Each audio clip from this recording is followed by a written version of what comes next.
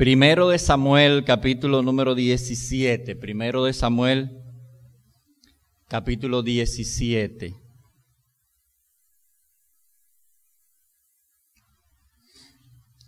Primero de Samuel, capítulo 17. Lo vamos a leer entero, pero solamente vamos a exponer los primeros 3 versículos. ¿Ok? Son 58 versículos, pero es una narración fascinante. Y si bien muchos hemos escuchado la historia de David y Goliat, quizás no todos hemos tenido la oportunidad de leerlo. Y vamos a hacerlo en esta mañana. Primero de Samuel, capítulo 17.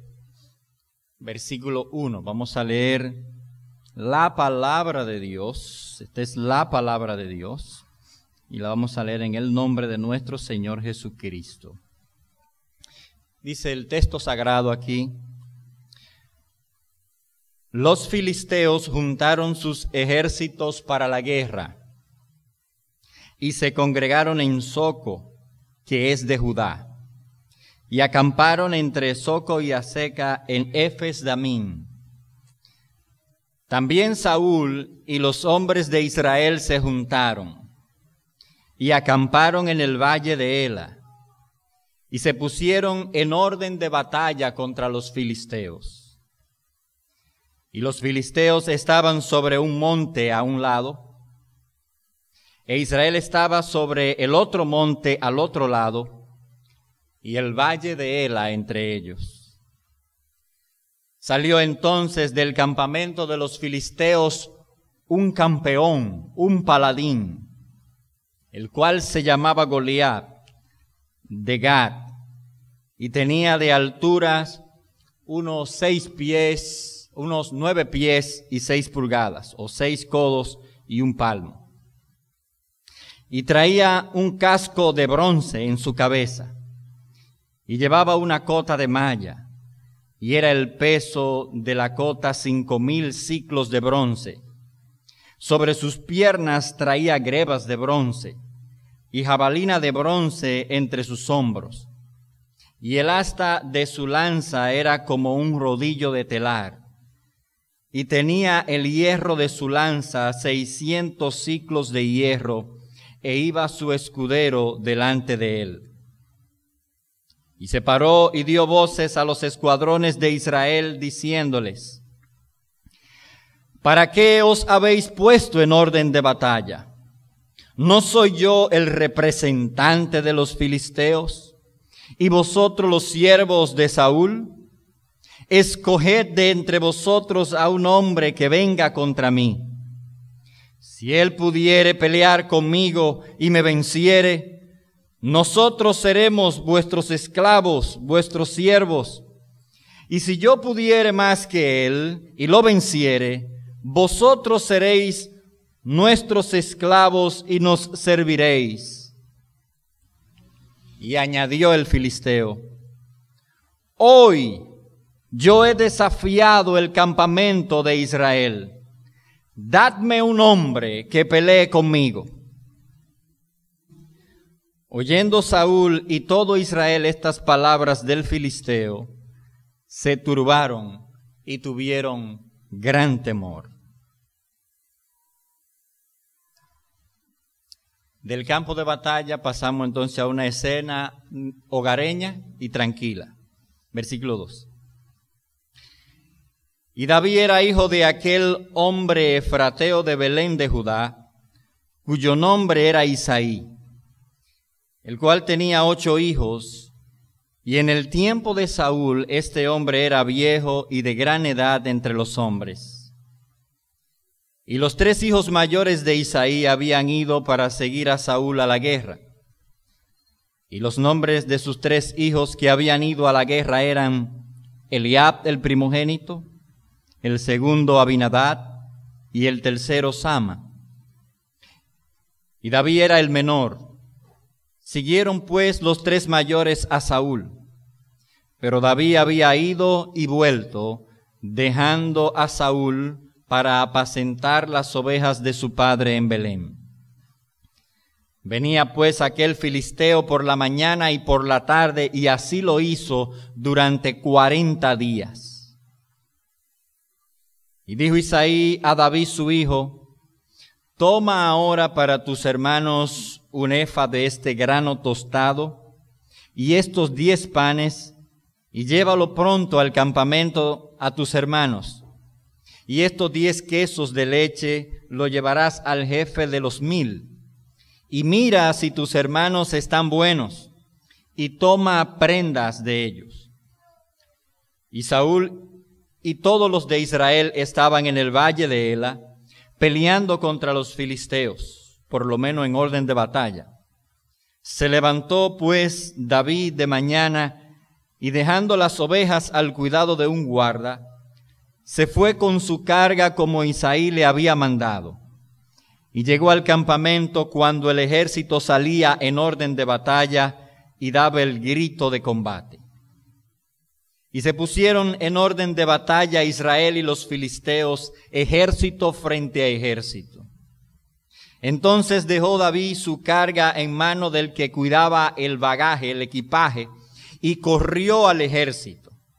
Y cuando llegó, preguntó por sus hermanos si estaban bien. Mientras él hablaba con ellos, he aquí que aquel campeón, aquel paladín que se ponía en medio de los 2 campamentos, que se llamaba Goliat, el filisteo de Gat, salió de entre las filas de los filisteos y habló las mismas palabras, y las oyó David. Y todos los varones de Israel que veían a aquel hombre huían de su presencia y tenían gran temor. Y cada uno de los de Israel decía: ¿no habéis visto a aquel hombre que ha salido? Él se adelanta para provocar a Israel. El que le venciere, el rey le enriquecerá con grandes riquezas y le dará su hija y eximirá de tributos a la casa de su padre en Israel. Entonces habló David a los que estaban junto a él diciendo: ¿qué harán al hombre que venciere a este filisteo y quitare el oprobio de Israel? Porque ¿quién es este filisteo incircunciso para que provoque a los escuadrones del Dios viviente? Y el pueblo le respondió las mismas palabras diciendo: así se hará al hombre que lo venciere. Y oyéndole hablar Eliab, su hermano mayor, con aquellos hombres, se encendió en ira contra David y dijo: ¿para qué has descendido acá? ¿Y a quién has dejado aquellas pocas ovejas en el desierto? Yo conozco tu soberbia y la malicia de tu corazón, que para ver la batalla has venido. David respondió: ¿qué he hecho yo ahora, manito? ¿No es esto mero hablar? Y apartándose de él hacia otros, preguntó de igual manera, y le dio el pueblo la misma respuesta de antes. Fueron oídas las palabras que David había dicho, y las profirieron delante de Saúl, y él lo hizo venir. Y dijo David a Saúl: no desmaye el corazón de ninguno a causa de él. Tu siervo irá y peleará contra este filisteo. Dijo Saúl a David: no podrás tú ir contra aquel filisteo para pelear con él, porque tú eres muchacho y él hombre de guerra desde su juventud. David respondió a Saúl: tu siervo era pastor de las ovejas de su padre, y cuando venía un león o un oso y tomaba algún cordero de la manada, salía yo tras él y lo hería y lo libraba de su boca. Y si se levantaba contra mí, yo le echaba mano de la quijada y lo hería y lo mataba. Fuese león, fuese oso, tu siervo lo mataba. Y este filisteo incircunciso será como uno de ellos, porque ha provocado al ejército del Dios viviente. Añadió David: Jehová, que me ha librado de las garras del león y de las garras del oso, él también me librará de la mano de este filisteo.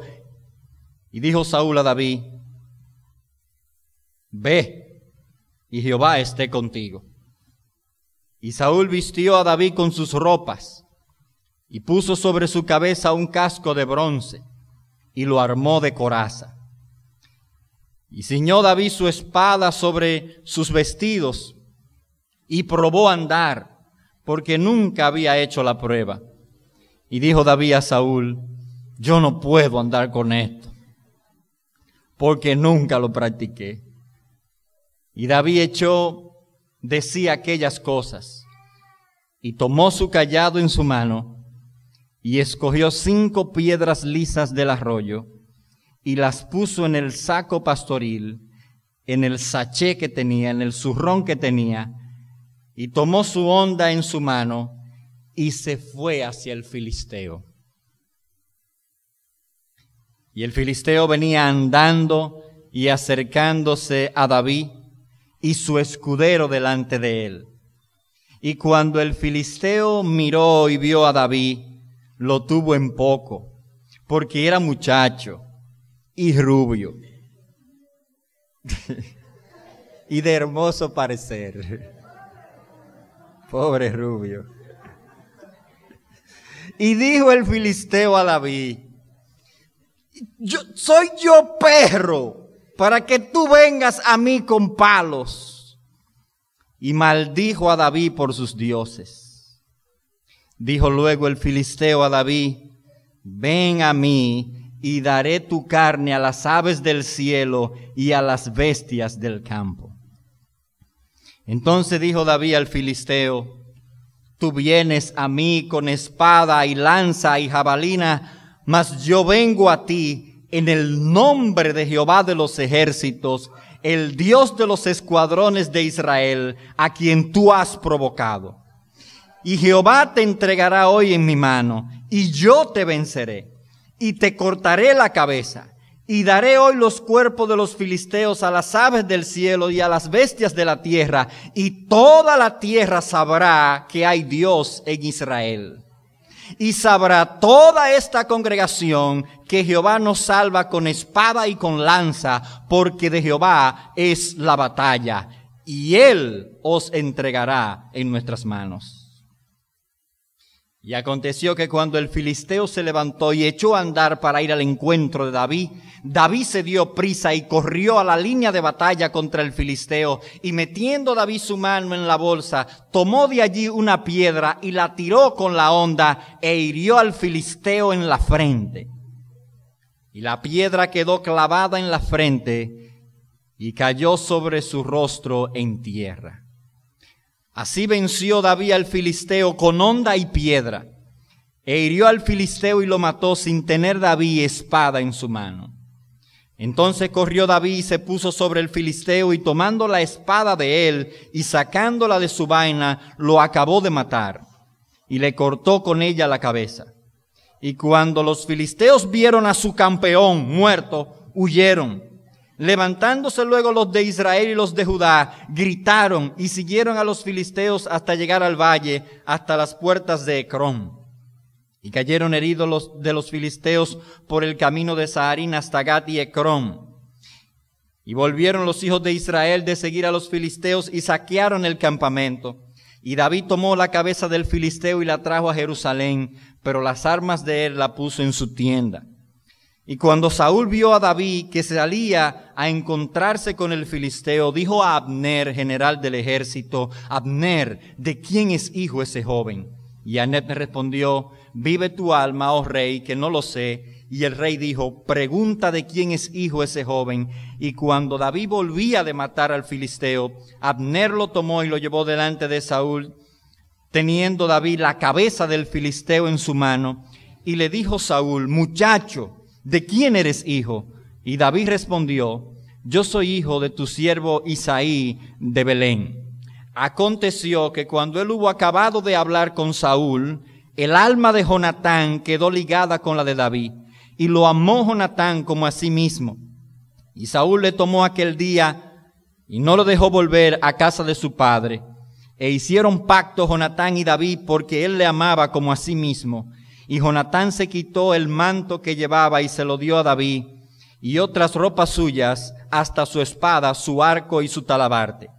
Y salía David a donde quiera que Saúl le enviaba, y se portaba prudentemente, y lo puso Saúl sobre gente de guerra, y era acepto a los ojos de todo el pueblo, y a los ojos de los siervos de Saúl. Amén. Padre, gracias por tu palabra, gracias, Señor. Solamente el verla, el leerla, nos estimula, Señor, a confiar en ti.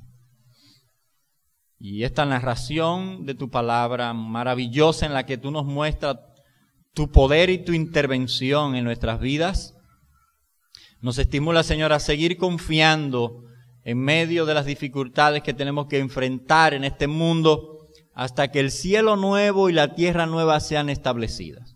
Estamos en un terreno de guerra, en un terreno de conflicto. Y nosotros queremos, oh Padre, experimentar tu gracia y tu poder mientras nosotros enfrentamos los enemigos que tenemos que enfrentar en esta vida, nuestro pecado, el mundo, a Satanás. Y queremos hacerlo, Señor, en el poder de tu palabra, en el poder, Señor, que viene de tu Espíritu, en el poder que se muestra cuando tu presencia está con tu pueblo. Guíanos, ayúdanos en esta mañana que vamos a estar reflexionando en el espíritu de este capítulo. Lo pedimos y te damos gracias en el nombre de Jesús. Amén y amén. Bien, mis hermanos, llegamos a una de las narraciones más conocidas de las Sagradas Escrituras. El niño que mató al gigante. Esta es una de esas narraciones de la Biblia que, aunque usted no haya leído la Biblia, se conoce. Aunque haya personas que nunca han leído las Sagradas Escrituras, han oído del niño que mató al gigante. Y aquellos hombres y mujeres que han sido criados en medio del contexto de la iglesia, que fueron a clases bíblicas y que quizás ya han perdido el contacto con la iglesia, de todas las clases bíblicas que se le dieron, ellos pueden olvidar cualquiera, menos del niño que mató a Goliat. Esa narración es una narración que de hecho se ha hecho parte del hablar popular de la cultura occidental. Nosotros, por ejemplo, podemos ver cuando hay un enfrentamiento entre quizás dos equipos y usted sabe que uno es muy superior al otro, de una vez decimos, eso es David contra Goliat. Cuando vemos en, qué sé yo, en la política o en cualquier otro tipo de competencia que hay una ventaja demasiado grande para un equipo o para un grupo, de una vez decimos, eso es David contra Goliat. No nos podemos olvidar de esta narración de este niño que mató al gigante. Nosotros también sabemos y podemos darnos cuenta que esta ha sido una de esas narraciones más abusadas de la palabra de Dios.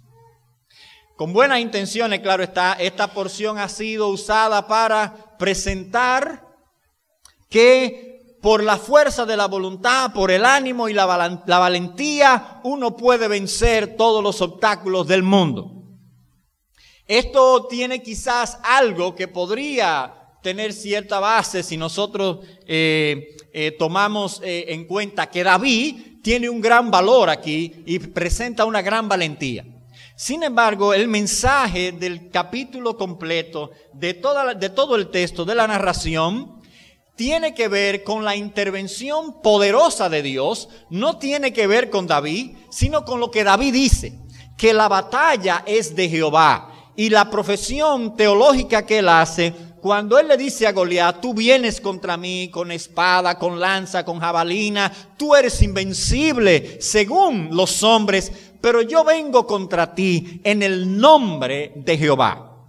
No da la jabalina, no da la lanza, no da lo que tú tienes contra lo que yo tengo, que es el nombre de Jehová. Y antes de seguir, queridos hermanos, yo debo decir que tengo meses, quizá años, desde que estamos tratando el Antiguo Testamento, reteniendo la tentación de tener que detenernos muy ampliamente en los capítulos del Antiguo Testamento, y hemos preferido ir predicando el Antiguo Testamento capítulo por capítulo o 2 capítulos por sermones. Pues déjeme decirle algo, con este capítulo me alcanzó la tentación. Así que en este capítulo de David con Goliat, como es una historia conocida, como usted sabe cómo termina, como todos sabemos cómo termina, vamos a ir bien despacio. En la cabeza mía hay como 10 sermones nada más del capítulo número 17. Ahora ore a Dios para que Dios me dé capacidad de resumen. Porque haciendo otras divisiones y otros cálculos llegué como a 13. Pero no se preocupe, no tenga temor. Vamos a ir tranquilito, como es una historia conocida, vamos a ir tranquilito para que el Señor nos hable a través de esta narración.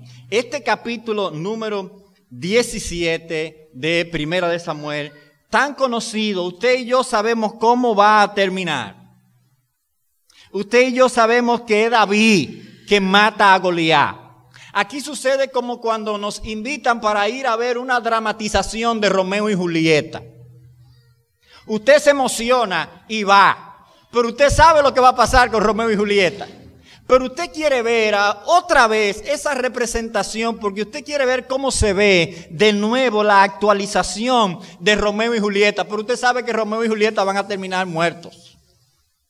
Pero usted quiere verla de nuevo, quiere ver esos nuevos actores, quiere ver esa nueva actualización de Romeo y de Julieta. Pues nosotros queremos acercarnos a esta porción sabiendo que es David quien sale victorioso, pero nosotros queremos ver qué es lo que Dios está moviendo, cómo Dios se está mostrando a través de ese tiempo, para ver también cómo Dios se nos muestra a nosotros en los días que nosotros estamos viviendo. Yo sé también que existe la tentación, tanto para los expositores como para los que escuchan, de tratar las porciones conocidas como si ya no supiéramos eso. Ya no sabemos eso. Hemos escuchado tantas veces acerca de David y de Goliat que lo mejor sería pasar lo más rápido posible porque ya no lo sabemos. Hay una tentación a desvalorizar el texto bíblico y a desvalorizar el contenido de eso precisamente porque pensamos que ya eso forma parte de nuestro acervo, de nuestra cultura, de nuestro cúmulo de cosas que hemos aprendido dentro de la iglesia.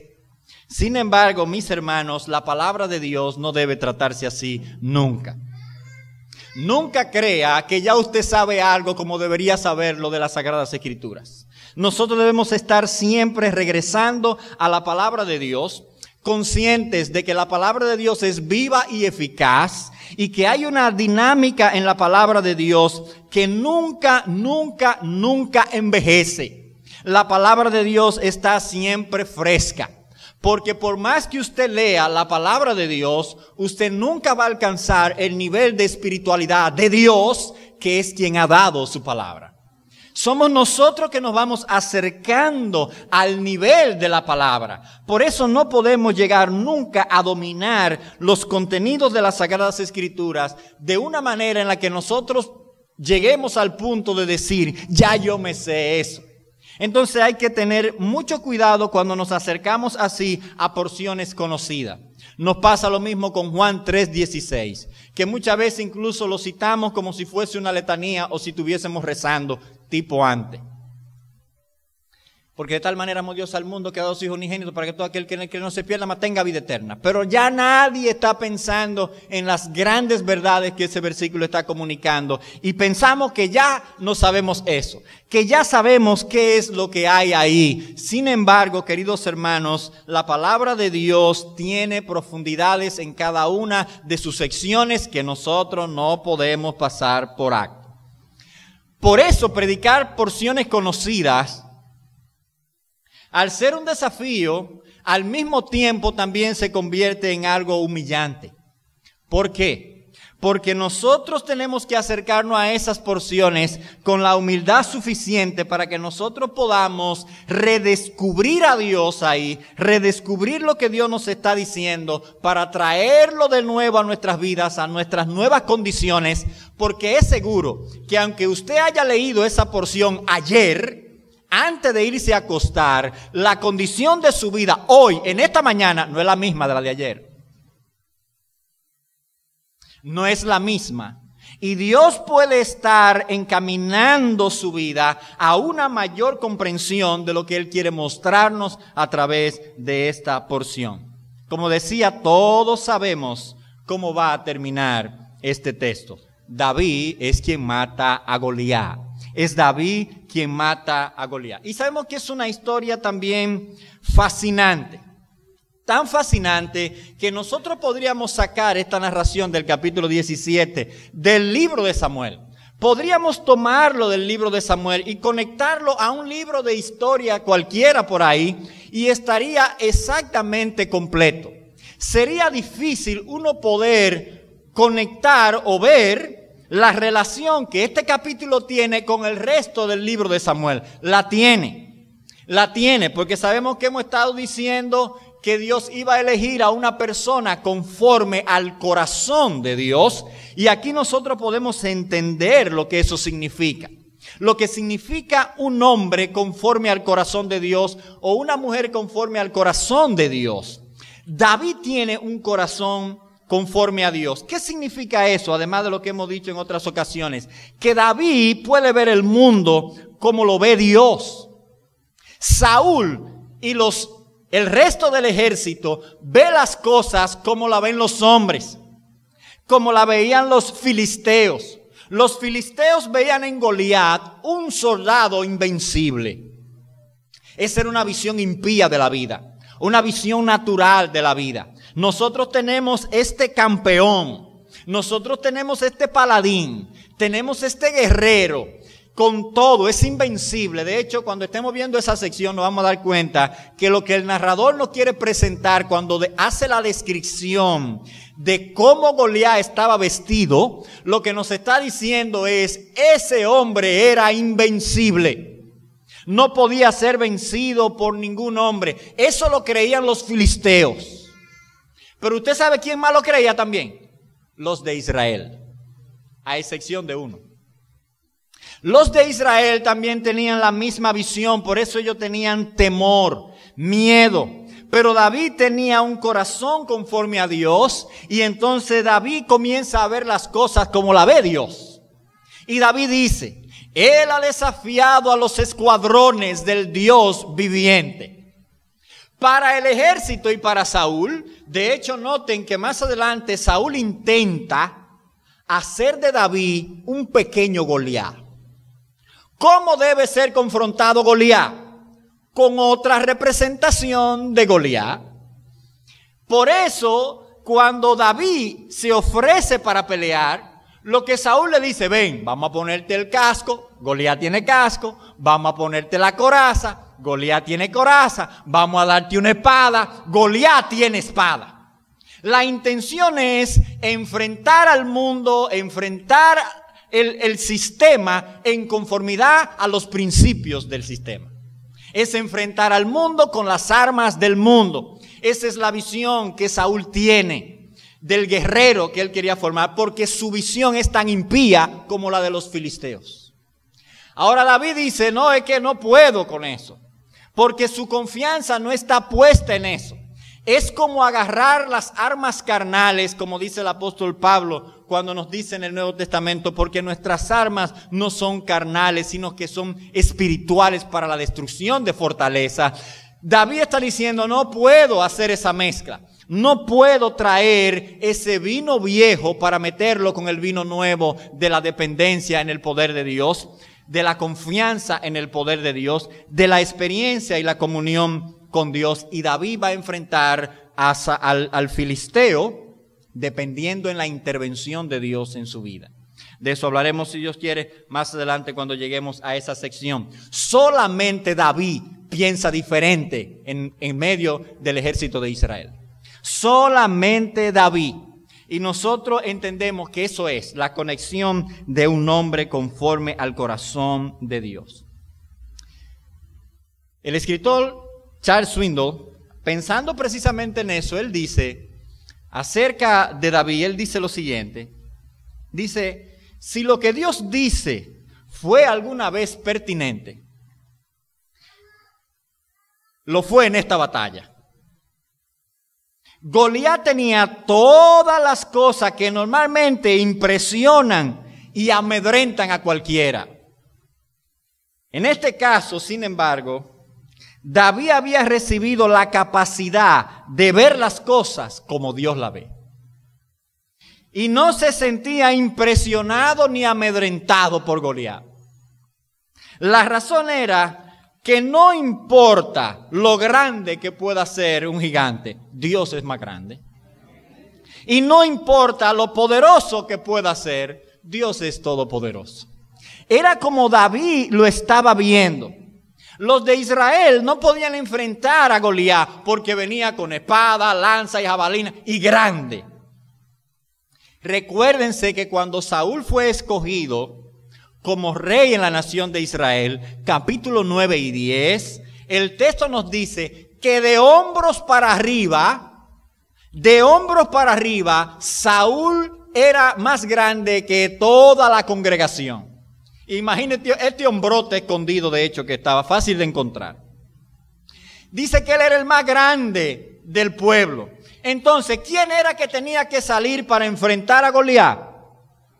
Saúl, el más grande, porque si a grande vamos, el más grande de ustedes con el más grande de nosotros, ¿es así? Cuando usted está haciendo el juego, antes cuando éramos muchachitos que elegíamos, íbamos a jugar baloncesto, un grande tuyo y un grande mío, un chiquito tuyo y un chiquito mío, era así. Entonces, ¿quiénes son los que tienen que pelear? Los dos grandes. ¿Cuáles son los dos más grandes? El de allá es Goliat y el de este lado es Saúl. Pero Saúl tiene miedo. Miedo, porque ve las cosas como la ve el mundo. Pero Saúl es del pueblo de Dios. El mismo David está diciendo que él pertenece a los escuadrones de Israel. Pues déjeme decirle una cosa, porque usted esté ahí sentado, participe del pan, de la Santa Cena y tenga una lectura aquí de vez en cuando de la Biblia, no significa que usted no esté pensando como el mundo. Ese pueblo que era la nación de Israel, el pueblo de Dios y el rey que estaba ahí, estaban pensando como piensan los mundanos. Y ellos veían a Goliat igual como lo veían los filisteos, invencible. Y solamente un joven tenía los ojos como Dios ve las cosas, tenía los ojos puestos en Dios. Y nosotros vamos a ver en esta mañana los primeros 3 versículos. Y lo que vamos a estar considerando es, mis hermanos, que esta vida en la que nosotros estamos involucrados en nuestros días, mientras Dios nos permite estar aquí, es un contexto de guerra. Estamos en un contexto de guerra.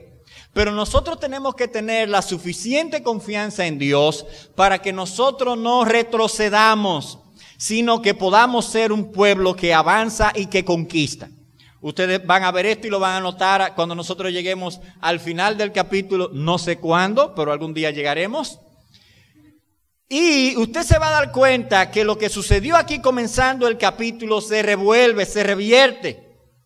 Y el pueblo de Dios vuelve de nuevo a ser un pueblo de avance, que conquista, que hace que los enemigos tengan que retroceder. Pero en estos 3 primeros versículos lo que nosotros encontramos es que un pueblo que ha perdido la confianza en Dios es un pueblo que tiene que solamente resistir y no puede avanzar. Los 3 primeros versos dicen de la siguiente manera, dice el texto: los filisteos se juntaron sus ejércitos para la guerra. Si usted se da cuenta, hay una iniciativa filistea para atacar a Israel, para atacar a la nación de Israel, para atacar al pueblo de Dios. ¿A qué se debe esto? ¿Qué es lo que está sucediendo aquí? Vamos a pensar un poquito en Josué. Cuando Josué entra para conquistar la tierra prometida, ustedes recuerdan que este ejército de Josué, que no era un ejército profesional, pero que era un ejército que tenía un arma secreta que se llama la presencia de Dios. Porque Dios le dice a Josué, yo no te dejaré ni te voy a desamparar, nadie te podrá hacer frente. Y la nación iba con esta conciencia de que Dios estaba con ellos, de que Dios estaba presente. Y para nosotros recordar algunas de las reacciones que tenían los pueblos cuando escuchaban que la nación de Israel se estaba acercando a ellos, vamos a ver ahí algunos versículos de Josué, el capítulo número 1 y Josué, el capítulo número 10. Pero vamos a ver Josué capítulo número 2, Josué capítulo número 2. Cuando Rahab está hablando con los espías. Capítulo número 2 de Josué. El versículo número 8 y 9, capítulo 2, versículo 8 y 9. Dice la palabra de Dios aquí, Rahab hablando con los espías. Dice, antes de que ellos durmieran, ella subió al terrado y les dijo, yo sé que Jehová os ha dado esta tierra, porque el temor de vosotros ha caído sobre ellos. Y todos los moradores del país ya han desmayado por causa de vosotros. Esto era un pueblo en comunión con Dios, un pueblo guiado por la palabra de Dios, un pueblo dominado por la presencia de Dios. Dice Rahab, aquí no hay un solo hombre que no haya desmayado. Por eso dice el texto que entre los muros cuando ellos estaban, la ciudad estaba cerrada. Nadie entraba ni salía. Pero no era porque era una estrategia militar, era por el miedo que tenían. Ahora, noten el capítulo número 10, en el versículo 11, una coalición que también... En este caso los Gabaonitas,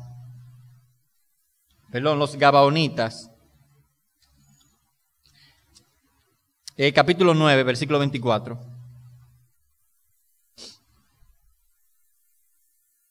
El capítulo 9 de Josué. Los Gabaonitas, ustedes saben que hicieron una trampa a los de Israel. Y lo engañaron. Ellos eran de Canaán.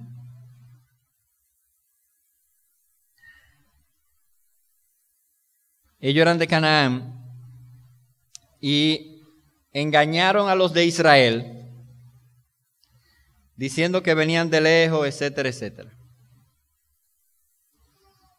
Dicen los Gabaonitas cuando están hablando con Josué, dice el versículo 24, y ellos respondieron a Josué y dijeron, como fue dado a entender a tu siervo que Jehová tu Dios había mandado a Moisés, su siervo, que os había de dar toda la tierra y que había de destruir a todos los moradores de la tierra delante de vosotros, por esto temimos en gran manera por vuestra vida y a causa de vosotros e hicimos esto. Los Gabaonitas están diciendo, nosotros tuvimos temor de ustedes, porque oímos lo que Dios hizo. Ahora note el capítulo número 10, versículo 1 y 2. Capítulo 10, versículo 1 y 2. Ahí mismo, de Josué.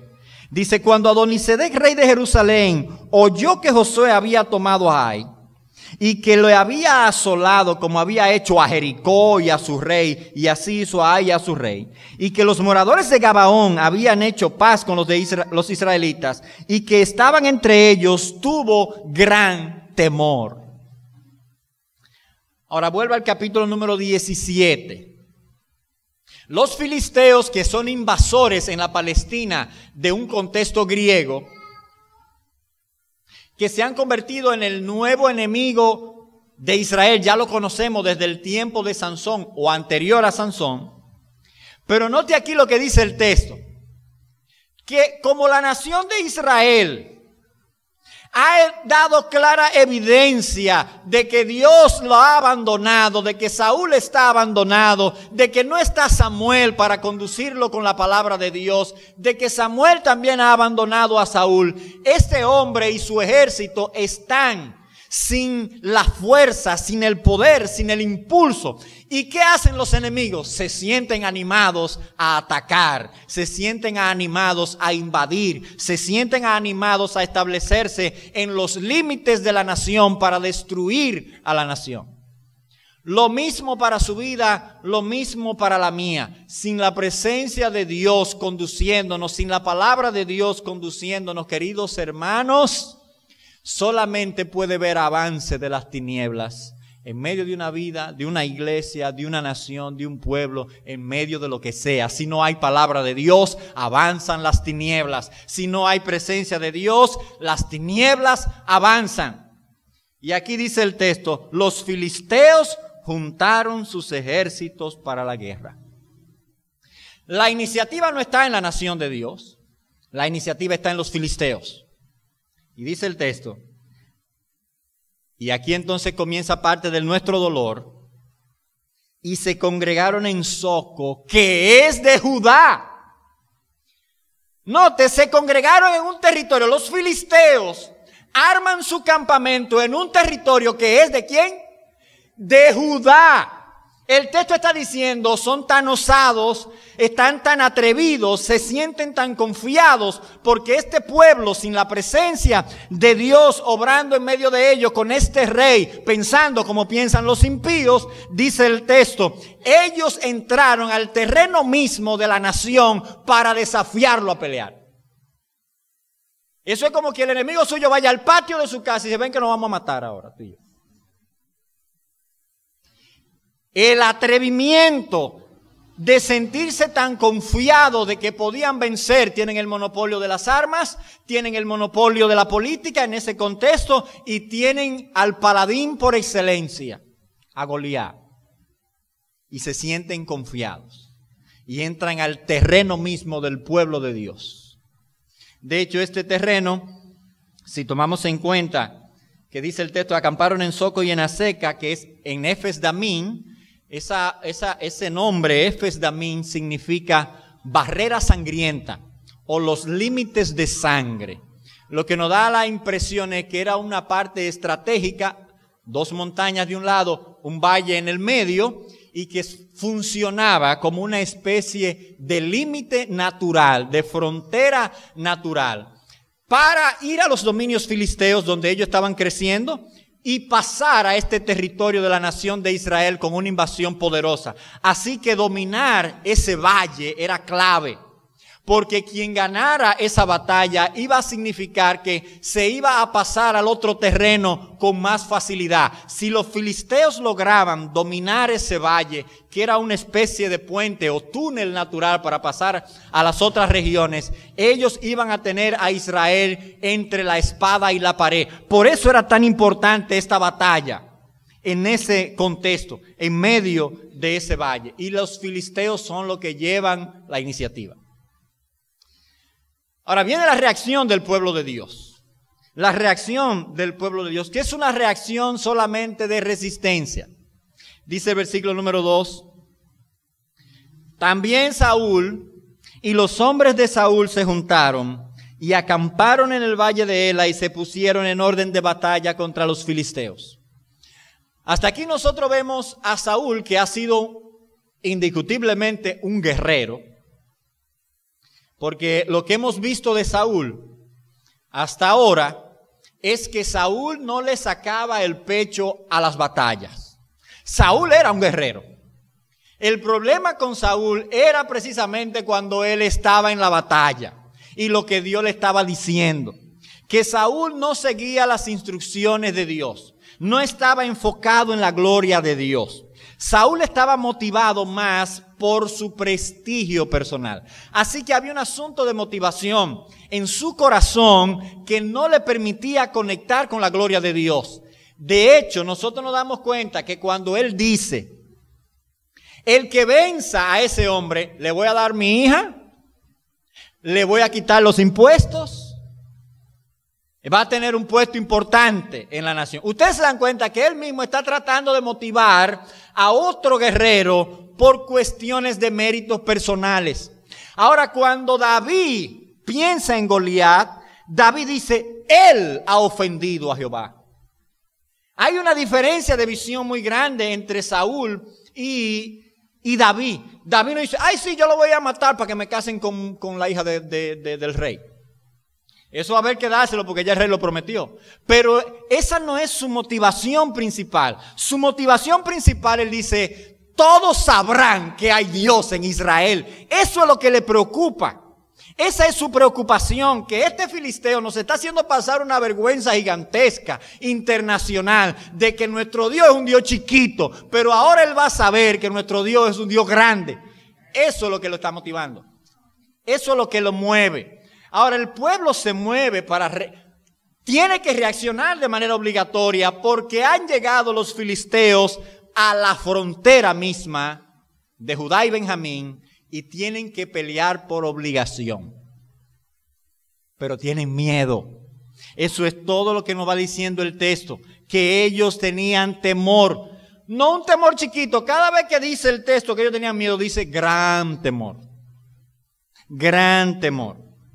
Y dice versículo número 3, y los filisteos estaban sobre un monte a un lado, e Israel estaba sobre otro monte al otro lado, y el valle en medio de ellos. Es interesante, ¿verdad? Pensamos en dos montañas, dos barrancas altas, y podríamos decir así, y ese espacio llano en medio de las dos montañas, ahí vigilándonos el uno al otro. Los filisteos tenían carros que podían maniobrarse con cierta facilidad en el valle. Pero están ahí como en lo diplomático todavía. Como ellos tienen a Goliat, vamos a evitar un derramamiento de sangre. Los que han visto a Troya conocen que en la antigüedad esto solía usarse. Se juntaban dos ejércitos y para evitar un derramamiento de sangre sin remedio entre los soldados se decían, tomen uno de ustedes y tomen uno de ustedes, y el que gane ya ganó ese ejército. Una representación en este caso en Troya los que pelean es Paris y ¿quién es el otro? No, quienes pelean es Héctor y Aquiles. Héctor y Aquiles, exactamente. Entonces eso se usaba en la antigüedad, ese tipo de encuentros. Y eso es lo que los filisteos están haciendo aquí. Dicen, no hay manera que perdamos. No hay manera que nosotros perdamos, vamos a hacerlo así en este conflicto. Entonces él salía al valle y por 40 días,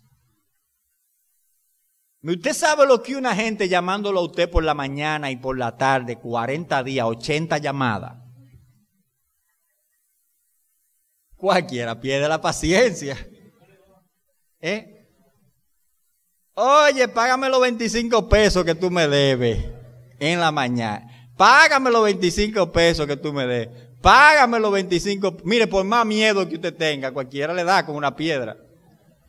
Pero David no tenía miedo. ¿Okay? Entonces, ahí estaban ellos en medio del valle.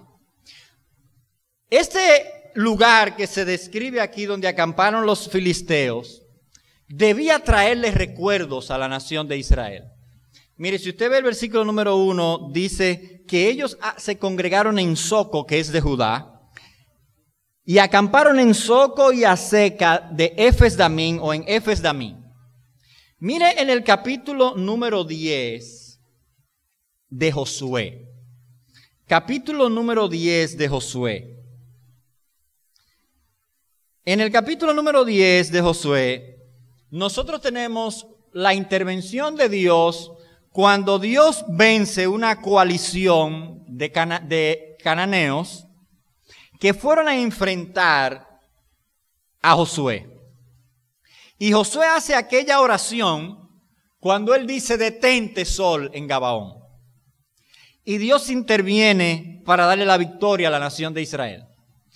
Los filisteos se han colocado en Aseca, pero la nación de Israel está tan temerosa que no puede recordar su historia. David va a recordar lo que Dios ha hecho en su vida para vencer al filisteo. Pero la nación, aunque está en un terreno clave, Saúl, aunque está el enemigo parado en un terreno donde ya Dios había obrado anteriormente, ellos no pueden recordar el poder de Dios porque tienen miedo. Dice el capítulo número 10, Voy a leer desde el versículo número 8, capítulo 10, versículo 8 de Josué. Josué 10, 8, dice: y Jehová dijo a Josué: no tengas temor de ellos, porque yo los he entregado en tu mano, y ninguno de ellos prevalecerá delante de ti. Y Josué vino a ellos de repente, habiendo subido toda la noche desde Gilgal.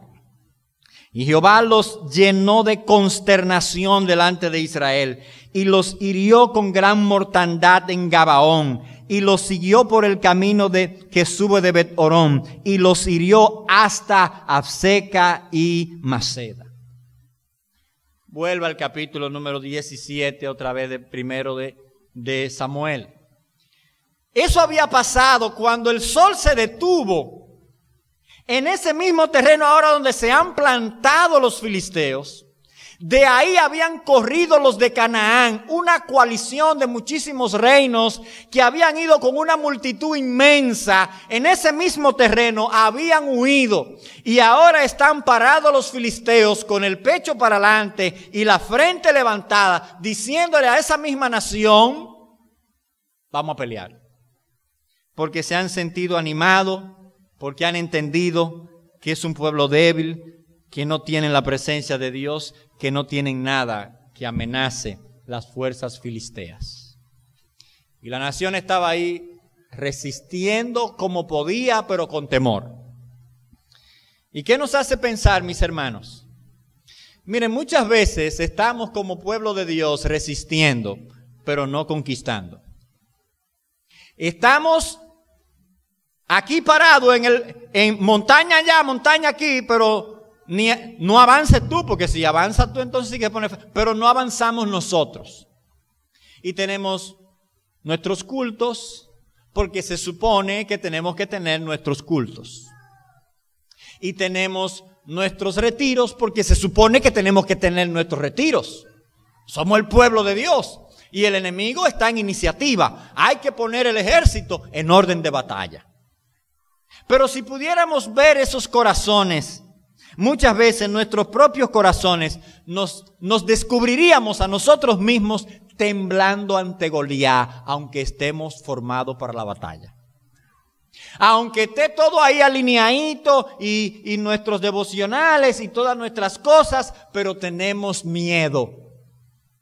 Miedo de que el enemigo inicie una campaña, miedo de que haya movilización, porque no sabemos cómo enfrentarlo. Sin embargo, hay que dar la apariencia de que sí vamos a pelear. ¿Okay? Hay que dar la apariencia de que el pleito va. Estamos temblando, pero hay que cumplir con los protocolos. Hay que tener toda la apariencia de profesión, hay que tener toda la apariencia de religiosidad, hay que tener toda la apariencia de que nosotros estamos aquí y que no vamos a salir corriendo. No vamos a salir corriendo si Goliat no sale de nuevo. Y yo sé que David cogió 5 piedras, no porque David pensaba que iba a fallar. David cogió 5 piedras pues habían 4 Goliat más por ahí, tener de matarlo en el camino. David no tenía miedo. Y eso es precisamente lo que el texto nos está diciendo. Pero no tenía temor porque él era un samurái. No tenía temor porque su confianza estaba puesta en Dios. Y mis hermanos, nosotros tenemos que aprender a confiar en ese Dios, consciente de que estamos en un terreno de guerra y que la manera de avanzar es confiando en nuestro Dios. De lo contrario, las tinieblas comienzan a tener una iniciativa de progreso en nuestra vida, en la iglesia, en medio de cualquier sociedad, y después nos sorprendemos. ¿Y cómo fue que eso? En medio de la iglesia, el pueblo de Dios, pasa eso. En medio de la iglesia tú vas a encontrar un Saúl temblando de miedo ante los retos que le presenta lo que se supone que él debería enfrentar como rey. Si en medio de la iglesia vamos a encontrar a gente temblando de miedo, temblando de temor, temblando, si no aprendemos a confiar en que nuestro Dios es un Dios que interviene con su gracia y su poder para mostrar que Él es real en medio nuestro y para mostrar su gloria en medio nuestro. Lo que sigue en el versículo 4 es el desafío de Goliat. Y eso es lo que vamos a estar viendo, si Dios quiere, en el próximo sermón.